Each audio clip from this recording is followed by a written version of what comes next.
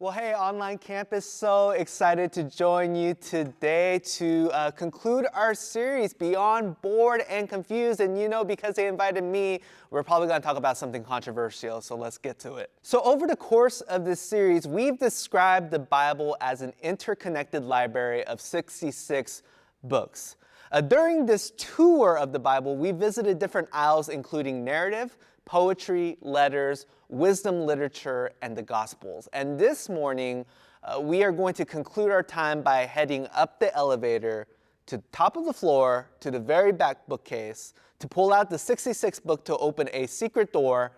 And you can probably guess the room we're going to today, what genre we're talking about. Today, we are talking about apocalyptic literature. Okay, so I want you to try this with me. Close your eyes, and I want you to picture this word, apocalypse. If you grew up in the United States, it's likely that what came to mind probably looks something like this, or this image here. So when we think of apocalypse, I think it's really easy to think about the end of the world, or nuclear warfare, or zombies, or dragons, or Fallout 4, or if you grew up in evangelical households, Left Behind starring Nicolas Cage. So if all those images are running through your mind right now, here's what I want you to do. Go ahead and take all of them, put them in a bin, and toss them right out your head. Toss them right out the window, because sadly, we won't be talking about Bruce Willis, Nick Cage, or zombies, or even Fallout 4 this morning. But you might be wondering, wait, Joe, aren't we talking about apocalyptic literature? And the answer is yes, but what the Bible means by apocalyptic and what we think the word means are two very different things. So from the get-go, I want to highlight a common mistake we make in the US about the word apocalyptic, and specifically about the book of Revelation. Over the last 100 years, reading Revelation as a prediction of the future has gained a lot of traction. You can see this in examples such as in the Left Behind series, the fictional works of Frank Peretti, the ministry of Harold Camping, and even in secular media such as Amazon Prime's Good Omens, which season 2 is coming out, by the way. There's just one big problem with all of these approaches. The original audience would not have interpreted Revelation or any apocalyptic literature this way. When we read Revelation as a puzzle to be solved, we really misunderstand the genre and thereby completely miss the point of the book. Revelation is not trying to give us hints or an exact timeline about how the world will end. Instead, it's all about helping us to see the world correctly. Let me get to the word apocalypse itself. Apocalypse comes from two Greek words, apo, which means away from, and kalupto, which means to cover. So that's where we get the word apocalypse. Apokalupto, apocalypse. Put the two words together and you get apokalupto, which means to uncover or reveal. And biblically speaking, an apocalypse is when someone is invited to see their situation or world from God's perspective so that they might be comforted, challenged, and continue to have hope for the future. Now, if you are familiar with the movie The Matrix, apocalyptic literature sort of works like the red pill. Before the red pill, Keanu Reeves thinks that the world is perfectly calm and normal with a few glitches here and there. But after taking the red pill, what happens? He now understands that his peaceful world is an illusion, and what is really going on is that robots have taken over the world, and one must resist to rescue humanity. And if that spoiled the movie for you, I'm so sorry, but it came out in like 1999, so you're just late to the party. So here's what I'm basically trying to say. The book of Revelation is doing the same thing. For more on what I mean by how it's operating like the Matrix, let's watch an introduction to apocalyptic literature from the Bible Project. It's the end of the world. The moon turns to blood, mountains crumble, mutant locusts swarm. These are just some of the strange images we find in parts of the Bible called apocalyptic. And while most people think the biblical word apocalypse means the end of the world, it actually doesn't mean that at all. So let's talk about how to read apocalyptic literature in the Bible.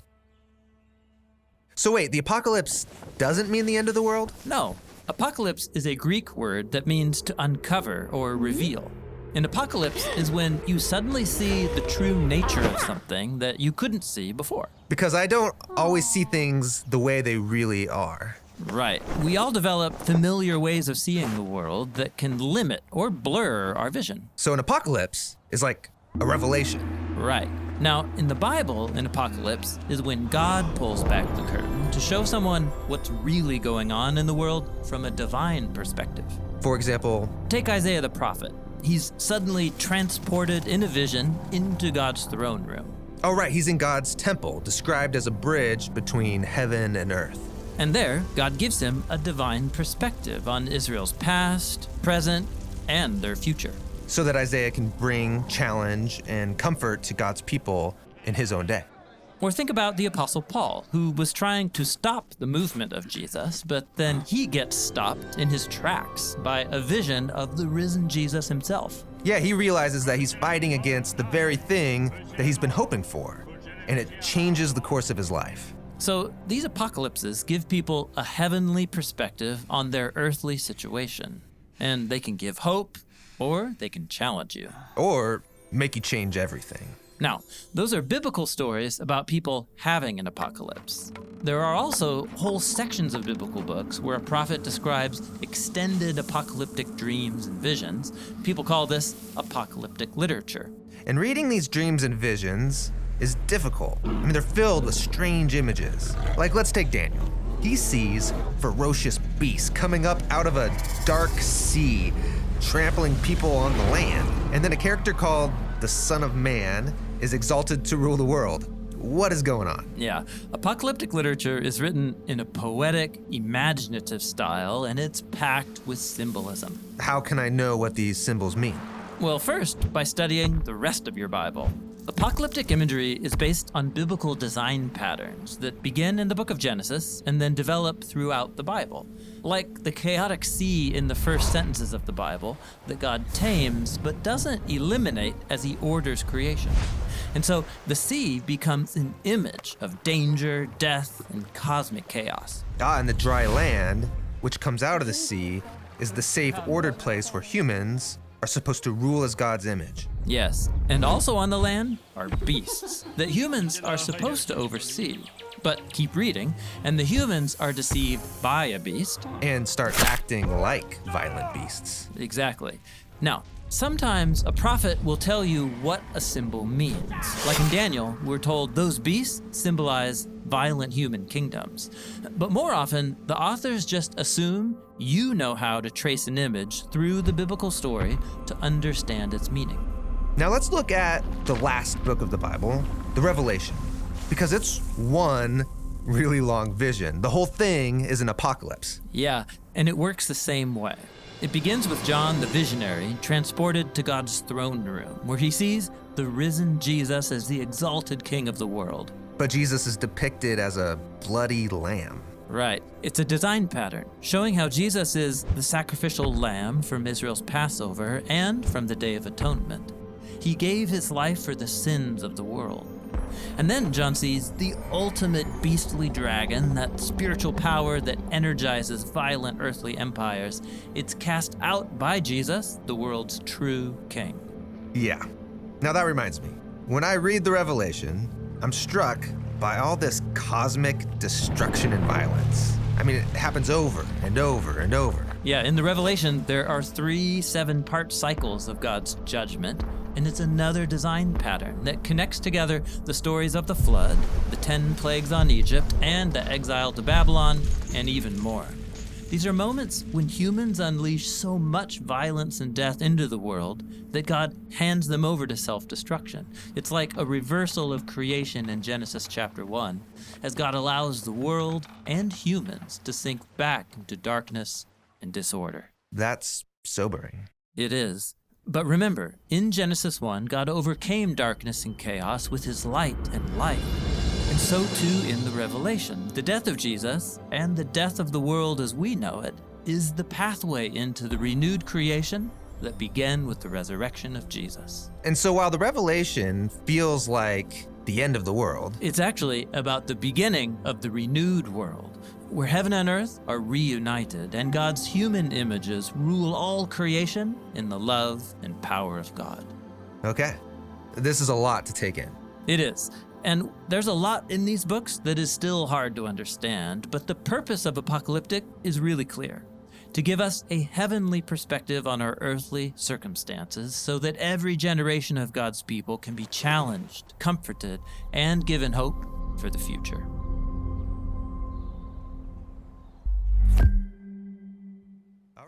Now, I know that was a lot, so I want to encourage you to go ahead and watch that video again. And if you have time, check out this link below me. You can find a free study guide that will help you to better understand, engage with, and approach apocalyptic literature in the scriptures.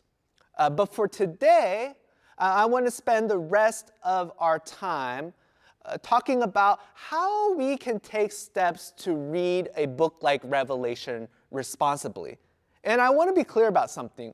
We want to be responsible readers of Revelation, not because we want to prove other people wrong, but because Revelation is also God's word. It's canonized, it's in there, and the most important thing we can do is understand it well and apply it well to our lives. So here's 3 steps to reading Revelation responsibly. Step number 1 is context, context, and I'll say it again, context. I'm going to sound like a broken record here, but if you get nothing else out of this series, remember this: context, context, context. When it comes to reading the Bible responsibly, understanding context matters. And the same goes for Revelation. Revelation was not written today, but was written in the 1st century. It was addressed to the 7 churches in Asia Minor, and it was during the reign of Emperor Domitian. All these details matter because it gives us an idea of why an apocalypse was needed back then, why they needed to have their world revealed in a different way.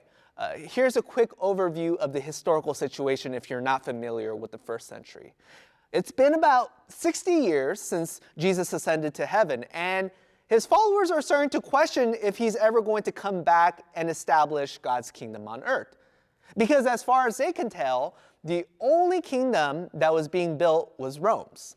And while some of the early Christians remained opposed to the empire, others started making compromises because after all, the Roman Empire destroyed God's temple in Jerusalem, but all the ones worshiping the emperor were still up and running. So maybe Domitian's claim of being the son of God wasn't all that ridiculous.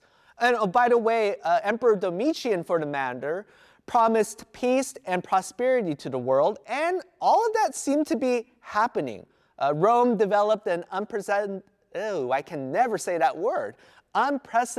system of roads that made traveling safe and more efficient. Rome's imperial army totaled 450,000 men, which totals about the half a population of Montana, who were ready to take down any threat.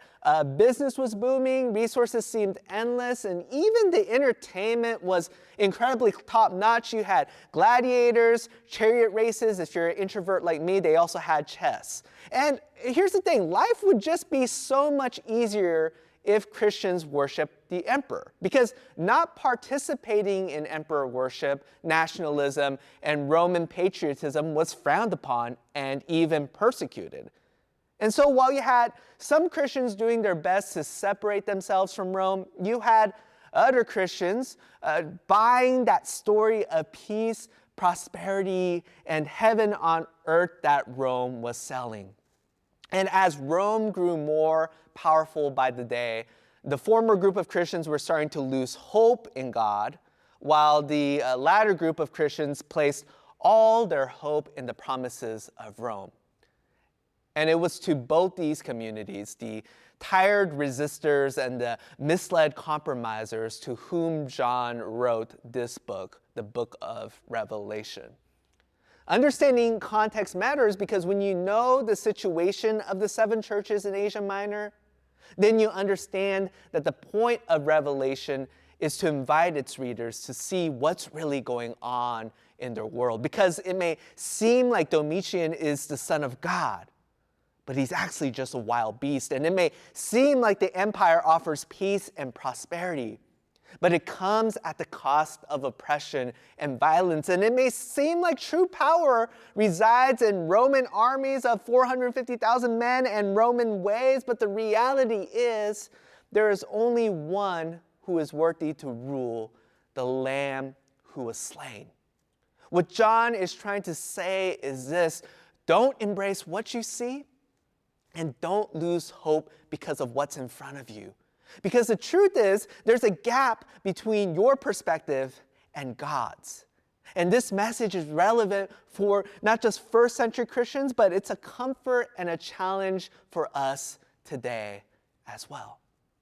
So now here's step number 2. Now that you know the context, step number 2 is know your Old Testament. Revelation and apocalyptic literature, for the matter, is full of symbols, better yet hyperlinks to the Old Testament. In the same way that when you click on a hyperlink, they take you to another website, many images in Revelation are not predictions to be decoded, but hyperlinks that take you back to the Old Testament. Which means if we aren't familiar with the Old Testament, we can easily slide into misinterpretation.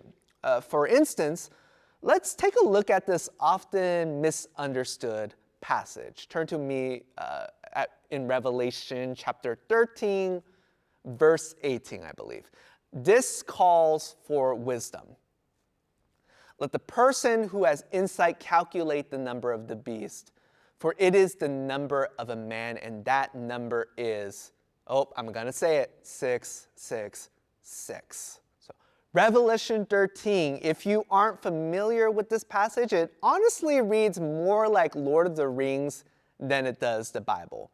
Just to recap that chapter for you, if you haven't read it in a while during your coffee morning devotionals, you have a giant serpent, or drakon in Greek, that's where we get the word dragon, by the way, hanging out by the sea. And while he's chilling by the sea, he summons beast number 1 out of the sea, who is given the power of the giant serpent, rules over every nation, tribe, and tongue, and his number is 666.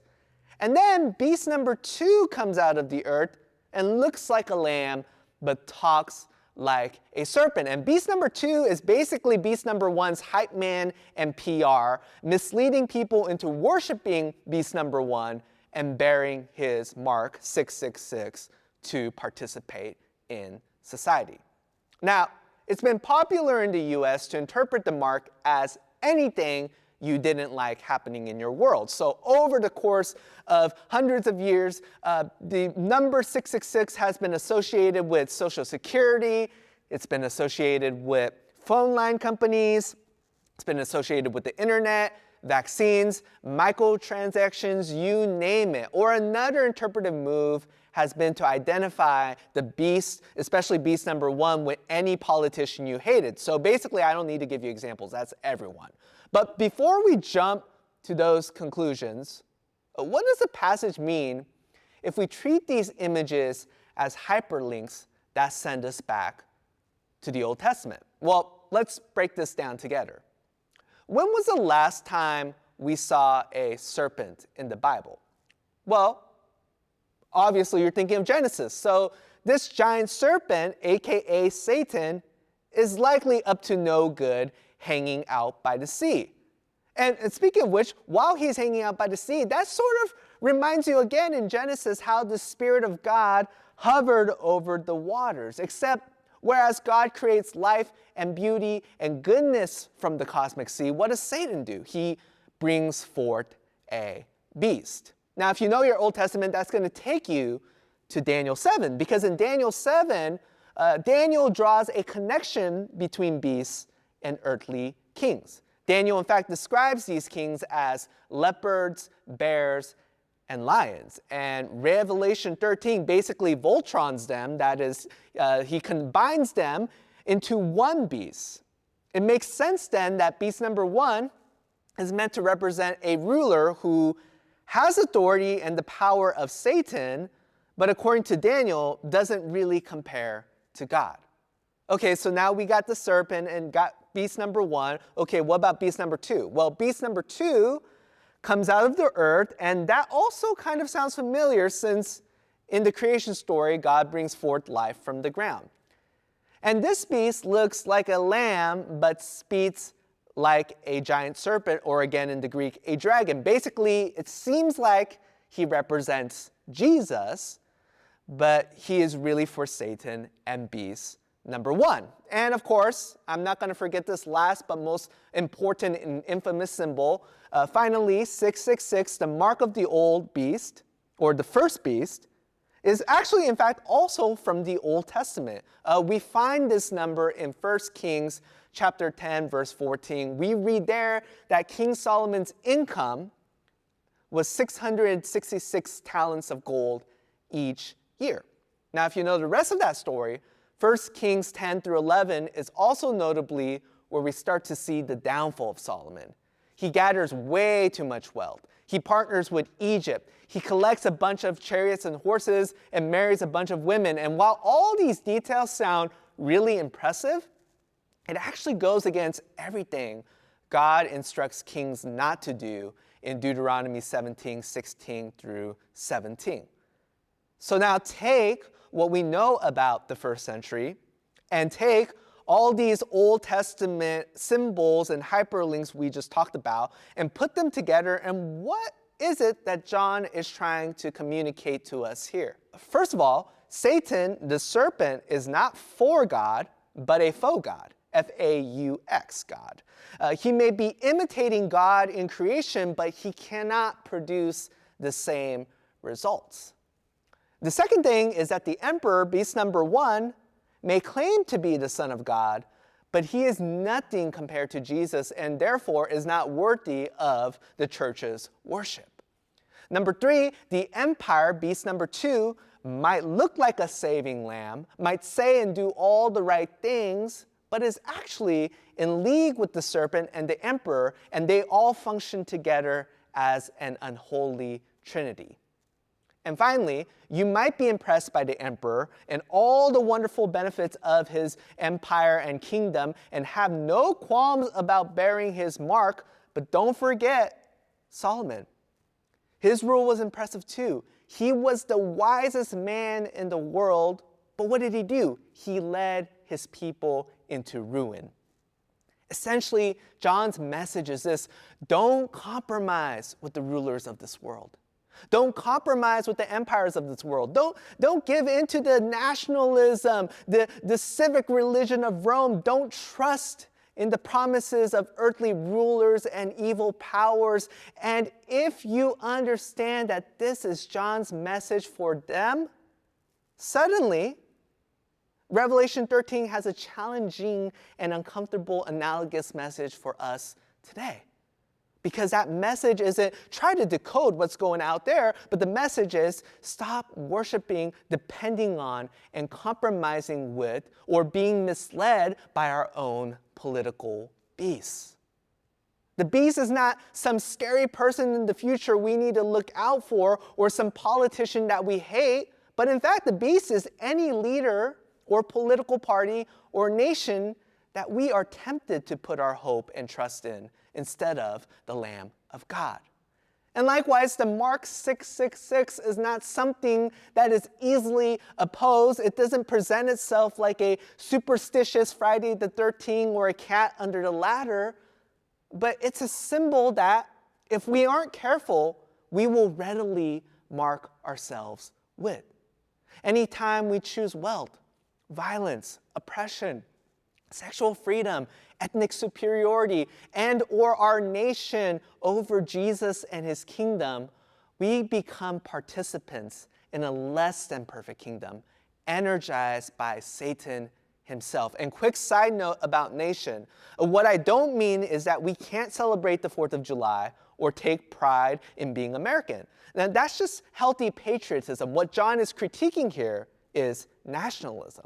That's when a healthy love for your country morphs into an uncritical allegiance above and beyond your faithfulness to God. And what Revelation is doing, it's challenging us to place our ultimate allegiance in only one kingdom and to see our world correctly, live accordingly, and to hope in Jesus alone to redeem and renew all things. And speaking of hope, that's the last piece of advice I have for this morning. Don't read this book from a place of anti-speculation, but from a posture of hopeful anticipation. Now, I know some of you might be wondering, hey, you said this book is not trying to predict the future, but doesn't it have something to do with the future? And the answer is yeah.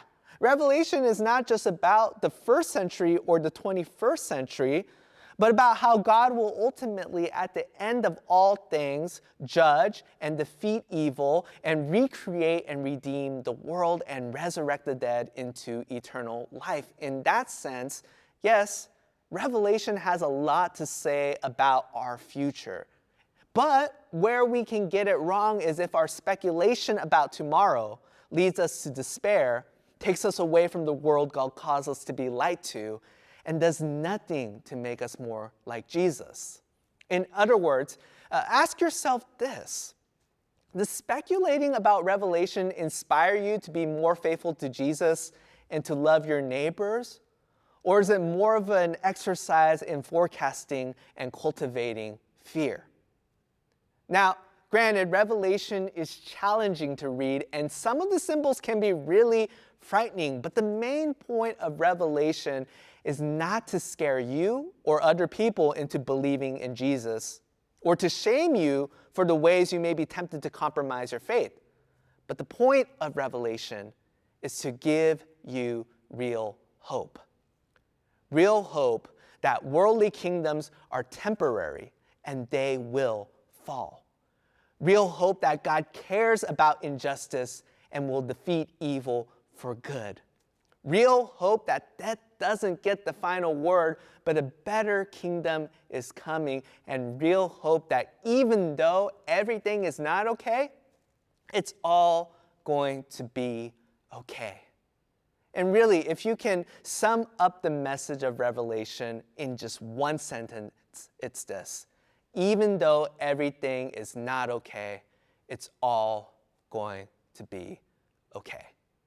If you want to learn more about the book of Revelation, apocalyptic literature, and how to develop a strategy for reading these texts well, one recommendation I just want to leave right below me is go check out Michael J. Gorman's Reading Revelation Responsibly. It's on sale for $5 right now. It's a great read. Go check it out. Take care.